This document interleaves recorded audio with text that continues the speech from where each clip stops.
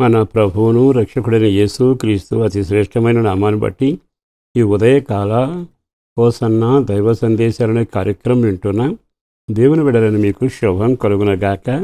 అందరికీ వందనాలు. మీరంతా బాగున్నారా?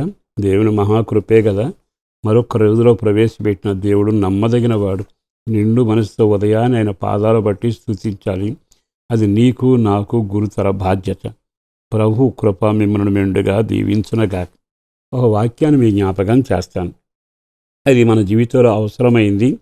ఆ వాక్య ప్రియులలో మనం సరిచేయబడి జీవించబడితే బాగుంటుంది. సహజంగా మన జీవితాల్లో మనకు వచ్చే సమస్యలు ఊపిరాడిన సమస్యలు ఉంటాయి. కొన్నిసార్లు బ్రతకలేము అనే భయం వస్తుంది. కొన్నిసార్లు అమ్మయ్య అనిపిస్తుంది. కొన్నిసార్లు ఇంతేనా నా జీవితం అని నిరాశ వస్తుంది. ఏ రోజు చూసినా మనిషి మనుగడలో 24 గంటలు ఆవేదన ఉంటుంది, సంతోషం ఉంటుంది, దిగజారటం ఉంటుంది, ఏడవటం ఉంటుంది. అన్నీ కలిసి ఈ జీవితం దొర్లుతూనే ఉంది. అయితే విచిత్రం ఏంటంటే ఎన్ని రకాల సమస్యలు నిన్ను వెంటాడినా దేవుని ద్వారా నీ ప్రాణం నీ కుటుంబం తెప్పరిల్లాలి. అది దైవ చిత్తం. అంటే అర్థం ఏంటంటే సమస్యలు వచ్చాయి కొట్టుకుపోవడం కాదు, కన్నీళ్ళు వచ్చాయి తడపబట్టడం కాదు. ఎన్ని సమస్యలు వచ్చినా దేవుల్లో ఉన్న వారి ఒక నిరీక్షణ ఏమిటంటే దేవుడు మమ్మల్ని తప్పకుండా తెప్పరేలా చేస్తాడు. అదే ఆయనలో ఉన్న గొప్పతనం. అదే విశ్వాసులకు ఉన్న గణనీయమైన విశ్వాసం. ఈరోజు వాక్యాన్ని జ్ఞాపకం చేస్తాను. 22వ కీర్తనలోని చాలా తేటగా 26వ వాక్యాన్ని చదువుతాను, వినండి. మీ హృదయము తెప్పరిల్లి నిత్యము బ్రతుకును. మీ హృదయము తెప్పరిల్లి నిత్యము బ్రతుకును. ఇక్కడ రాయబడిన మాట ఏమిటో తెలుసా? మీ హృదయం తెప్పరిల్లి బ్రతుకుతారు అంటున్నాడు. అంటే వీళ్ళకి వచ్చిన సమస్యలు ఏమిటి? తెప్పరిల్లలేని సమస్యలు వచ్చాయి. అంటే బ్రతుకుతామని ఆశ లేదు, మనం రేవుకి చేరతామని నమ్మకం లేదు, అందరిలాగా సంతోషంగా ఉంటామని ఆనందం కూడా లేదు. అలాంటి పరిస్థితుల్లో ఒక చక్కని ఆదరణ, మీరు తప్పకుండా బ్రతుకుతారు, నేనా బ్రతికేది అనిపిస్తుందిగా. రోగమే మెదిలిపోయింది, సమస్యలు పీకల దాకా వచ్చే, రేపనే ఆశ లేదు, పలకరించే వ్యక్తులు లేరు, వచ్చే రాబడి లేదు, తలుపులు మూయబడ్డాయి. మనం ఇంకా ఎలా బ్రతుకుతాం? ఇన్ని కమ్ముకున్నాక మన ప్రాణం ఎలా తెప్పరిల్లుతుంది? మనకు కనుసూపు మేరలో ఆశ లేదు కదా, ఎలా తెప్పరిల్లగలం? కానీ దేవుడు ఎవరో తెలుసా? నీ పట్ల ఘనకార్యం చేయగలిగిన సమర్థుడు. ఆయన నీ ప్రాణాన్ని తెప్పరిల్లేడుగా చేస్తాడు. ఎప్పుడో తెలుసా?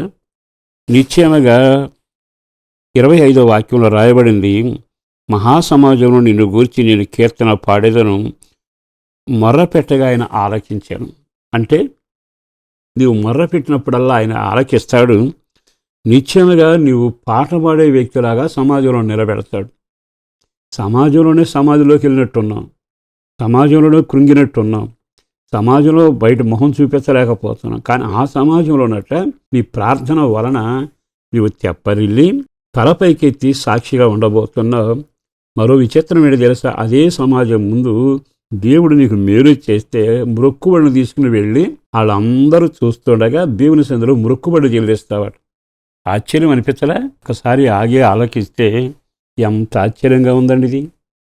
అంటే అర్థం ఏంటంటే దేవుని సందులో నువ్వు ఆనుకుని మొరపెట్టి ప్రార్థన చేస్తే ఆయన సమాజంలో నువ్వు పాట పాడేవాడుగాను, సమాజంలో అర్పణ అర్పించేవాడుగాను ఆయన చేసి మరొక విచిత్రమైన పని చేస్తాడట.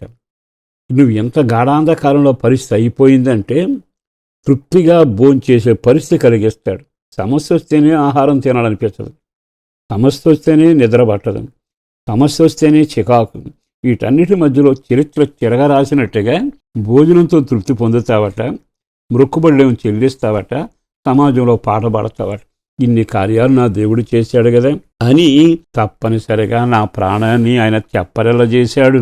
ప్రియ దేవుని బిడ్డలారా, ఈ మాటలు చాలాసార్లు విన్నా, అనేకసార్లు చదివినా, ఈరోజు ఇదే పరిస్థితిలో మీరుంటే, ఇంటి పరిస్థితి కానీ, పిల్లల వివాహం కానీ, ఆర్థిక ఇబ్బందులు కానీ, మాట గలవన కాపురం కానీ, ఏదైనా పాప వ్యసనాల నుంచి విడుదల పొందిన వ్యక్తులైనా ఒక్క క్షణం ఈ వాక్యం విని మొర్రపెట్టి ఆయన వైపు తిరగండి. దేవుడు మాటను నిలబెట్టుకునేవాడు. త్రోసి వేయక తప్పక నీ ప్రాణం తెప్పరిలా చేసి నువ్వు బ్రతికేటట్టుగా చేయబోతున్నాడు. అది ఈరోజే మొదలవునగాక. పరిశుద్ధుడును ప్రేమమడిన ప్రభు వందనాలయ. పేరు పేరున బిడ్డలను దీవించి ఆశీర్వదించి నెమ్మది క్షేమం ఆ ఇంటికి రక్షణ భాగ్యం కలగాలి. ఎవరెవరు కృంగిపోయారో వారి ప్రాణాలు తెప్పరెళ్ళాలి. బ్రతికి నీకు సాక్షులుగాను సమాజంలో తల ఎత్తుకునే వ్యక్తులుగా చేయండి. పెద్దలను దీవించండి, పిల్లలను ఆశీర్వదించండి. ఆరోగ్యం, సమాధానం, ఎదిగిన పిల్లల వివాహాలు, చదువులు, ఉద్యోగాలు, సంతానం లేని వారి పట్ల సంతానం, అన్నిటికంటే ఘనకార్యాలు జరిగి కష్టార్జితం దీవెనకరంగా మారుస్తూ చేస్తున్న పనులు నీ హస్తం తోడుగా ఉంచి ఈరోజు నడిపించుమని యేసు పేరట వేడుచున్నాము తండ్రి. ఆమేన్.